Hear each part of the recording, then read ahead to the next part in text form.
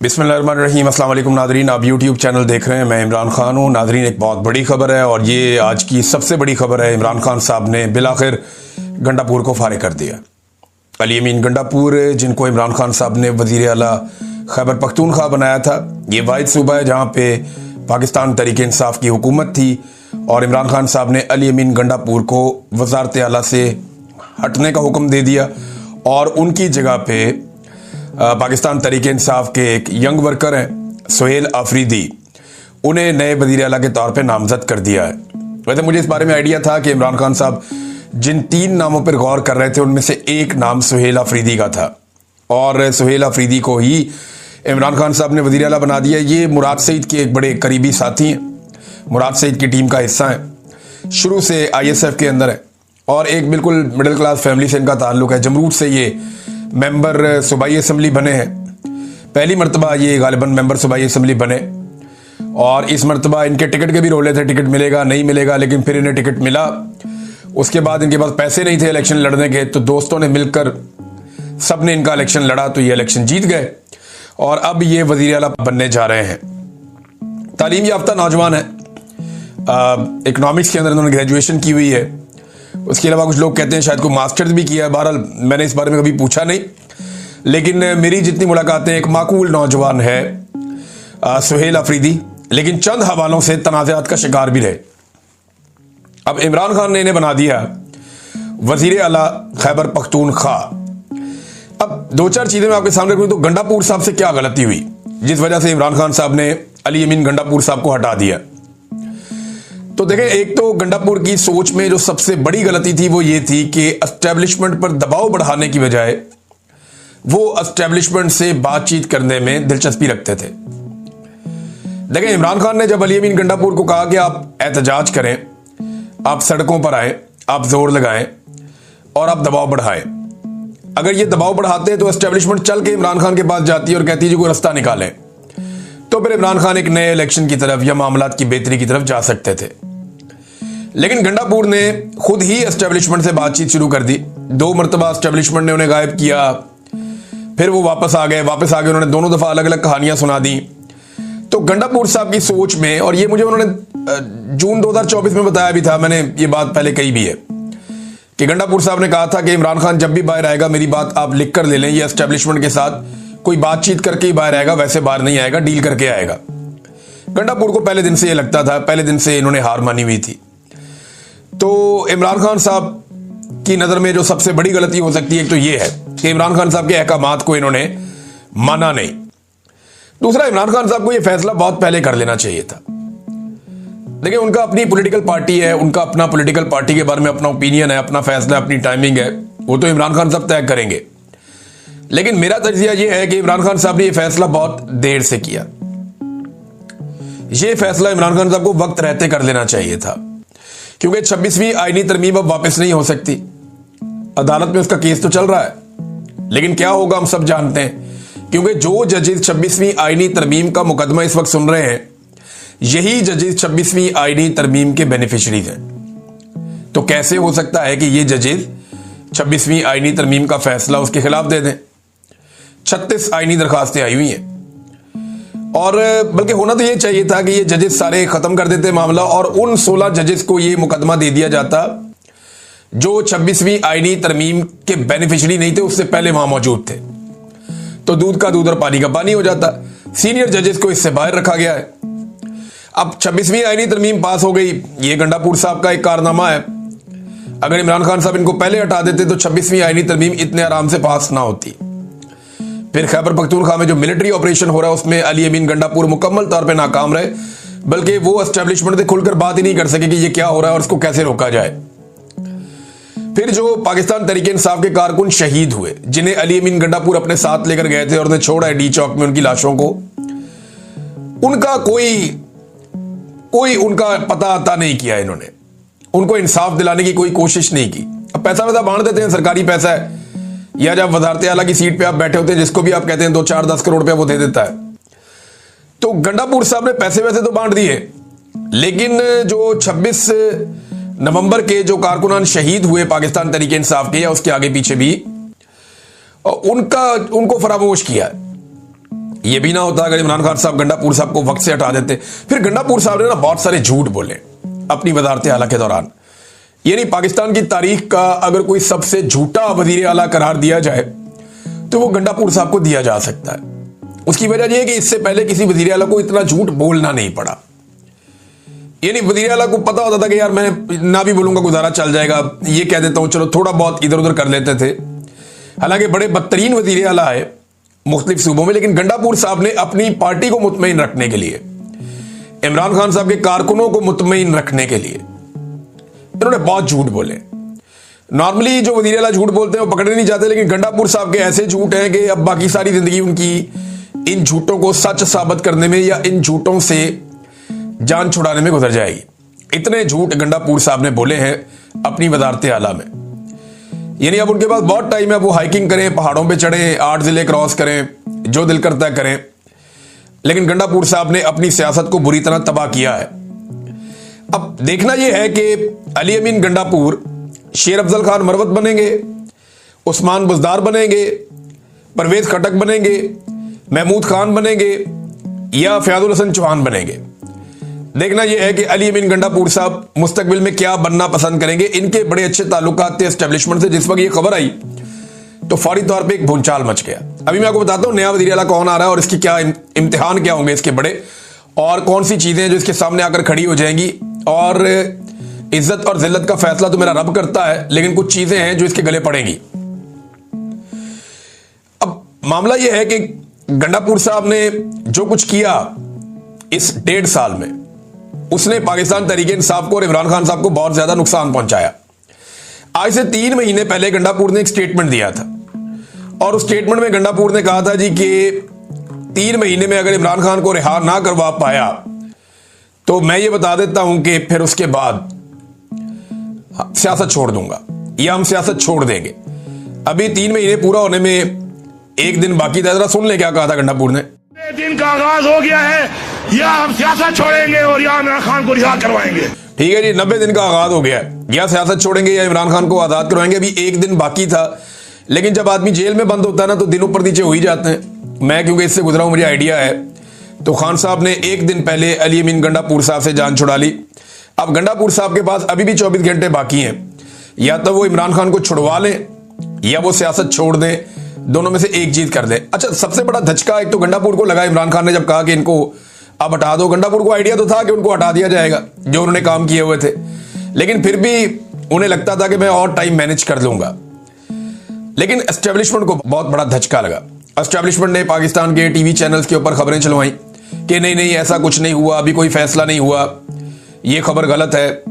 बाकायदा एस्टेब्लिशमेंट में एजेंसियों के सीनियर ऑफिसर्स ने कॉल करके दबाव डलवा के अपने लोगों के जरिए से मीडिया के ऊपर खबरें चलवाई कि यह खबर चलाओ कि गंडापुर को इमरान खान ने अभी नहीं हटाया। फिर पाकिस्तान तहरीक इंसाफ की क़यादत पर भी दबाव डाला कि तुम भी ये बात करो, तुम भी ये बात करो, तुम भी ये बात करो। तो बैरिस्टर गौर वगैरह भी ये बात करना शुरू हो गए, जी नहीं इमरान खान ने अभी ऐसा कोई फैसला नहीं किया, हम बताएंगे आपको। और सारे मिलकर कोशिश कर रहे थे कि कुछ ना कुछ करके गंडापुर की वजारत आला बचाई जाए। फिर यह भी बंदोबस्त किया गया कि गंडापुर साहब की फौरी तौर पे इमरान खान से मुलाकात करवाई जाती है, लेकिन अब फायदा कोई नहीं। अब पछताए क्या जब चिड़ियां चुग गई खेत, इमरान खान साहब अब कहां मिलते हैं। फिर यह भी कोशिश की कि बात करवाई जाए, इमरान खान से मुलाकात करवाई जाए, लेकिन इमरान खान साहब ने अब फैसला कर लिया था और वो फैसला उन्होंने बड़ी सोच विचार के बाद किया है। और ये एक रिएक्टिव फैसला भी कह सकते हैं, क्योंकि औरंगजेब के अंदर पाकिस्तानी फौजी जवान और एक लेफ्टिनेंट कर्नल वो शहीद हुए हैं दहशतगर्दों के साथ लड़ाई में। 9 लोगों की शहादत हुई है, दूसरी तरफ दहशतगर्द भी मारे गए हैं। अब इमरान खान साहब लगातार ये कह रहे हैं कि दहशतगर्दी के खिलाफ जंग में हमारे जवानों को ईंधन बनाया जा रहा है और ये सिर्फ डॉलरों के लिए काम किया जा रहा है, मादनियात के लिए काम किया जा रहा है, या अमेरिका की और मगरबी ममालिक की खुशनुदी के लिए। इमरान खान साहब तो साफ नाम लेकर कहते हैं कि आसिम मुनीर साहब ये कर रहे हैं, वो दहशतगर्दों के खिलाफ है, दहशतगर्दी के खिलाफ है, लेकिन वो एक कौमी पॉलिसी बनाना चाहते हैं इस बारे में, क्योंकि ताकत के इस्तेमाल से कभी भी दहशतगर्दी खत्म नहीं होगी। दिमाग के इस्तेमाल से दहशतगर्दी को आप काबू कर सकेंगे। दिमाग और ताकत का आप एक साथ इस्तेमाल करेंगे तो आप इसको अचीव कर लेंगे, इमरान खान साहब का यह कहना है। लेकिन यहां ताकत का अंधा इस्तेमाल किया जाता है, रोजाना की बुनियाद पर लाशें आ जाती हैं, दुनिया को यह बताया जाता है देखिए हमारी लाशें गिर रही हैं। तो ये लाशें गिरने का सिलसिला बंद होना चाहिए। इमरान खान साहब ने इसके इंस्टेंट रिएक्शन के तौर पे कि हमारे इतने जवान शहीद हो रहे हैं और अली अमीन गंडापुर मुकम्मल तौर पे नाकाम है, तो अली अमीन गंडापुर को इमरान खान साहब ने निकाल दिया। अब आ जाए जो नया वजीर आला आया, इसके लिए बड़े इम्तिहान क्या है। एक तो मुराद सईद की टीम का हिस्सा है, तो अब मुराद सईद को उस तरह खतरे में नहीं होना चाहिए जैसे वो माजी में खतरे में थे, और अब मुराद सईद के लिए वो खतरात जो माजी में थे, जिस तरीके से उन्हें छुप कर रहना पड़ा, जो उनके लिए परेशानियां थी, अभी भी मुझे नहीं लगता कि वो सामने आ पाएंगे। लेकिन फिर भी मुराद सईद के लिए मामलात उतने खतरनाक नहीं होने चाहिए जितने गंडापुर के दौर में थे। नंबर 2, मुझे चंद दिन पहले कुछ दोस्तों ने बता भी दिया था और ये बात भी हो गई थी कि सुहेल के बारे में इमरान खान साहब गौर कर रहे हैं और 1-2 और लोग हैं। अब क्योंकि वो नहीं बने तो उनका नाम लेना मुनासिब नहीं है। एक चीज मैं पाकिस्तान तहरीक इंसाफ के लोगों से कहना चाहूंगा कि आप फौरी तौर पे उन तमाम दानिशवरों के और उन तमाम सहाफियों के और तमाम पॉलिटिशियंस के वो क्लिप निकाल कर रख लें जिसमें गंडापुर को जब इमरान खान ने वजीर आला बनाया था तो वो मातम कर रहे थे, क्योंकि उस वक्त उन सबको लगता था कि इमरान खान एक बड़े सख्त आदमी को वजीर आला बनाकर लाया और ये अब तहरीक चलाएंगे, ये बैठेंगे नहीं, तो ये सारे मातम कर रहे थे। लेकिन वक्त ने साबित किया कि गंडापुर उनकी उम्मीदों पर पूरा उतर गए और अब वो सारे गंडापुर को अपना एसेट समझते थे। अब आप देखिएगा वो सारे लोग ये बात करते हुए आपको नजर आएंगे कि गंडापुर को क्यों हटा दिया और गंडापुर के साथ ये जुल्म क्यों किया गया। वो सारे अब गंडापुर का केस लड़ते हुए आपको नजर आएंगे। लिहाजा वो क्लिप आप निकाल कर रख लें और वो पहला जब लगाया गया था वो क्लिप आप लगा दीजिए और साथ ये वाला लगा दीजिए और बताइए कि किस तरह इन्होंने मुनाफकत की है। अब नाज़रीन, क्योंकि इमरान खान का फैसला इन्हें पसंद नहीं आता, वो रखे फिर नहीं पसंद आता, निकाले फिर पसंद नहीं आता। ये कहते हैं नहीं, वो इमरान खान ने फैसला किया इसलिए हमने उसकी मुखालफत करनी करनी है। अब जो बड़े चैलेंजेस हैं नए वजीर आला के लिए, वो इनकी क्रेडिबिलिटी का तयन करेंगे सुहेल अफरीदी की। पहला चैलेंज, इमरान खान से मुलाकात। मैं आज भी अपनी इस बात पे कायम हूं, जब एक वजीर आला चाहता है और वो पूरे दिल से चाहता है कि उसकी कैदी नंबर 804 से मुलाकात हो तो कोई उसे रोक नहीं सकता। सिर्फ बाजू मरोड़ना है कस के, और वो तरीके पता है, सुहेल अफरीदी को भी पता है। थोड़ा सा बाजू मरोड़ेगा, अडियाला जेल के दरवाजे खुलेंगे, जाकर मिल लेगा। कोई इतनी बड़ी बात नहीं है। लेकिन अगर ये वजीर आला भी इमरान खान से नहीं मिलता तो फिर इसके लिए मुश्किलात पैदा हो जाएंगी। नंबर 2, बैरिस्टर सैफ से, शाह फरमान से, शेर अफजल मरवत से, इन लोगों से जान छुड़ानी पड़ेगी। शाह फरमान क्योंकि ज्यादातर वजीर आला हाउस में ही रहते थे शाम के वक्त, और मैं आपको निजी जिंदगी में बात करता नहीं हूं, लेकिन शाह फरमान ने अली अमीन गंडापुर को बहुत हद तक खुशामद के जरिए से कंट्रोल किया हुआ था। फिर जो बैरिस्टर सैफ हैं वो हम सब जानते हैं कि वो बिल्कुल अली अमीन गंडापुर के साथ ऐसे ही था जैसे मोहसिन नकवी है शहबाज शरीफ के साथ। अब देखना यह है कि बैरिस्टर सैफ को बरकरार रखते हैं सुहेल अफरीदी या नहीं रखते, क्योंकि यहां पे तैमूर झगड़ा को लाना चाहिए हर हाल में कैबिनेट के अंदर, और मेन जगह पे लाना चाहिए। तैमूर झगड़ा इमरान खान साहब के वफादार साथी हैं और उनको ब्यूरोक्रेसी चलाने का और हुकूमती निजाम चलाने का बड़ा वसी तजर्बा है, तो उनके तजर्बे से फायदा उठा सकते हैं सुहेल अफरीदी। यह भी एक बड़ा सवाल है कि क्या वो तैमूर झगड़ा को लेकर आएंगे। तैमूर झगड़ा का एक मुकदमा भी चल रहा है, केस चल रहा है बाकायदा धांधली के हवाले से, जहां पे कुछ बड़े अहम सबूत उनके हाथ लगे हैं और एंटी करप्शन इसके ऊपर काम कर रही है। अब ये जनाब इसको मिसाल बनाकर धांधली वाले आरोज को सबक देना चाहिए, ये काम भी करना चाहिए सुहेल अफरीदी को, और ब्यूरोक्रेसी को लगाम डालना ये बहुत जरूरी है। ब्यूरोक्रेसी एस्टेब्लिशमेंट के कंट्रोल में है या मोहसिन नकवी के कंट्रोल में है, और उसे एक सूबाई हुकूमत के कंट्रोल में कैसे लाना है, इसकी बड़ी मिसालें मौजूद है माजी में। यहां पे जो प्रोविंशियल ऑटोनॉमी है, सूबाई खुद मुख्तारी है, उसके जरिए से ये कंट्रोल कर सकते हैं। फिर एजेंसियों की मुदाखलत जो हो रही है इस वक्त खैबर पख्तूनख्वा में, उसको मिनिमाइज करना, खत्म करना, ये अगला चैलेंज है। एक चैलेंज है ड्रोन हमले और ऑपरेशन को रोकना, ये फौरी तौर पे होने वाला चैलेंज है। जरगे बुलाए जाए, सबको बिठाया जाए, एस्टेब्लिशमेंट के लोगों को बिठाया जाए और एक कंसेंसस पैदा किया जाए। अफगानिस्तान की हुकूमत, वहां की अवाम, पाकिस्तान की हुकूमत, पाकिस्तान की अवाम, और ये सब मिलकर एक कंसेंसस पैदा करें कि अब दहशतगर्दों को कोई सपोर्ट नहीं करेगा और एक हम आंगी के साथ हम चलेंगे। ये काम सुहेल अफरीदी को करना पड़ेगा। इसमें वफाकी हुकूमत का किरदार बड़ा इंपॉर्टेंट है, लेकिन वो कैसे दबाव बढ़ाते हैं ये काम करने के लिए, ये बहुत अहम है, क्योंकि एजेंसियों के लिए वो मौजे तो अब नहीं रहेंगी। हो सकता है कि एजेंसियां अब अपनी मुदाखलत को बढ़ा दें, परेशानियां ज्यादा बढ़ा दें खैबर पख्तूनख्वा के लिए, लेकिन अवामी ताकत के सामने वो क्या करेंगे? क्या वो कोई एडवेंचर कर सकते हैं? क्या वो ऐसा कुछ करने की कोशिश करेंगे कि हुकूमत ही गिरा दे या ये कर दे या गवर्नर राज लगा दे? देखें, खैबर पख्तूनख्वा के अवाम खैबर पख्तूनख्वा को कश्मीर से बुरे हालात में ले जाएंगे। अभी तो इन्होंने कश्मीर में सिर्फ झलकियां देखी हैं, इधर अगर ट्रेलर चल गया खैबर पख्तूनख्वा में तो मुसीबत बन जाएगी पाकिस्तान की मिलिट्री एस्टेब्लिशमेंट के लिए। लिहाजा ड्रोन हमलों पे FIR दर्ज करना, ऑपरेशन को रोकना, ये भी एक बड़ा चैलेंज है।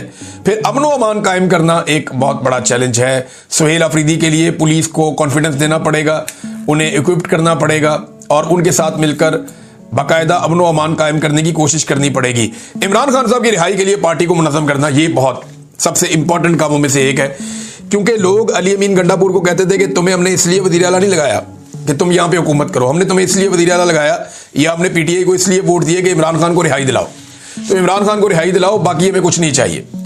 तो ये वो मेन काम है जो करना पड़ेगा सुहेल अफरीदी को, कि कुछ भी करके इमरान खान साहब को रिहाई मिले और इमरान खान साहब बाहर आए। और उसके लिए दबाव कैसे डालना है इमरान खान साहब अली अमीन को बता चुके हैं, लेकिन उन्होंने नहीं डाला।